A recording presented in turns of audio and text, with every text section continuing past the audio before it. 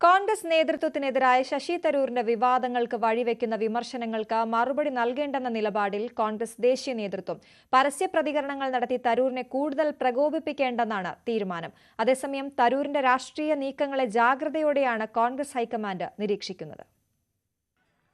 ലേഖന വിവാദത്തിനും വിദേശ പര്യടനത്തിനിടയിലെ മോദി സ്തുതിക്കും പിന്നാലെ പാർട്ടി അഭിമാന പോരാട്ടം നടത്തുന്ന നിലമ്പൂരിലെ വിധി ദിനത്തിൽ നേതൃത്വത്തെ വെട്ടിലാക്കിക്കൊണ്ട് തരൂർ നടത്തിയ പ്രതികരണങ്ങൾ രാഷ്ട്രീയ ലക്ഷ്യം മുന്നിൽ കണ്ടുകൊണ്ട് നടത്തിയ ബോധപൂർവമായ നീക്കമെന്നാണ് കോൺഗ്രസ് നേതൃത്വത്തിന്റെ വിലയിരുത്തൽ. പാർട്ടിയോട് അനിഷ്ടമില്ലെന്ന് പറയുകയും നേതൃത്വത്തിനെതിരെ തുടർച്ചയായി കടന്നാക്രമണം നടത്തുകയും ചെയ്യുന്നതാണ് തരൂരിന്റെ നീക്കങ്ങളിൽ അഭ്യൂഹങ്ങൾ വർദ്ധിപ്പിക്കുന്നത്. നിലമ്പൂർ ഉപതെരഞ്ഞെടുപ്പ് പ്രചാരണത്തിന് ക്ഷണം ലഭിച്ചില്ലെന്ന തരൂരിന്റെ പരിഭവം താരപ്രചാരകരുടെ പട്ടിക പുറത്തുവിട്ട് അടിസ്ഥാനരഹിതമെന്ന് നേതൃത്വം പ്രതിരോധിക്കുമ്പോഴും പരസ്യ പ്രതികരണത്തിന് മുതിർന്ന നേതാക്കൾ തയ്യാറാകാത്തത് ഹൈക്കമാൻഡ് നിർദ്ദേശത്തിന്റെ അടിസ്ഥാനത്തിലെന്നാണ് സൂചന. അതിൽ ഒരു ഗ്യാപ്പ് വന്നു, മറ്റൊന്നുമല്ല. അദ്ദേഹം ഡെലിഗേഷന്റെ ഭാഗമായിട്ട് വിദേശത്താണെന്ന് പത്രങ്ങളിലൊക്കെ വാർത്തയുണ്ടായിരുന്നു. പിന്നെ അദ്ദേഹം ആകെ 2 ദിവസമാണ് ഡൽഹിയിലേക്ക് വന്നത്. ആ സമയത്ത് പ്രധാനമന്ത്രിയുമായിട്ടുള്ള ഒരു ഡിസ്കഷനൊക്കെ ഉള്ളതുകൊണ്ട് അദ്ദേഹം അവൈലബിൾ ആണോ എന്ന് അറിയാത്തത് കൊണ്ടാണ് അദ്ദേഹത്തിനെ ബന്ധപ്പെടാതിരുന്നത്.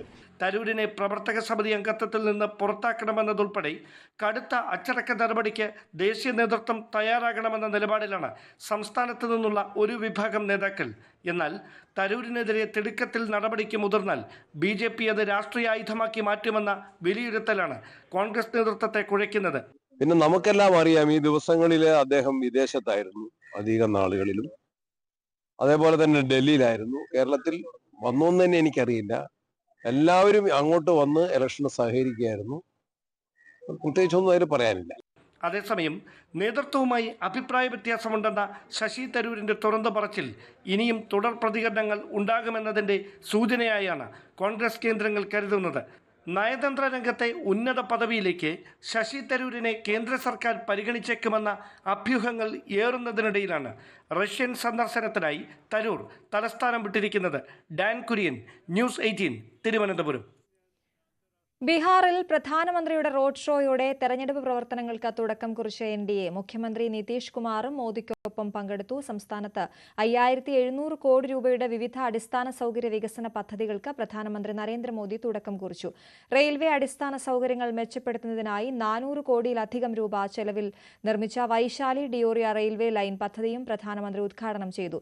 ഈ പാതയിൽ ഒരു പുതിയ ട്രെയിൻ സർവീസും ആരംഭിച്ചു. കൂടാതെ മുസാഫർപൂർ ബേട്ടിയ വഴി പട്ലിപുത്ര ഖൊരഗ്പൂർ വന്ദേ ഭാരത് എക്സ്പ്രസ് പ്രധാനമന്ത്രി ഫ്ളാഗ് ഓഫ് ചെയ്തു. മറ്റു വാർത്തകൾ ഇടവേളയ്ക്ക് ശേഷം.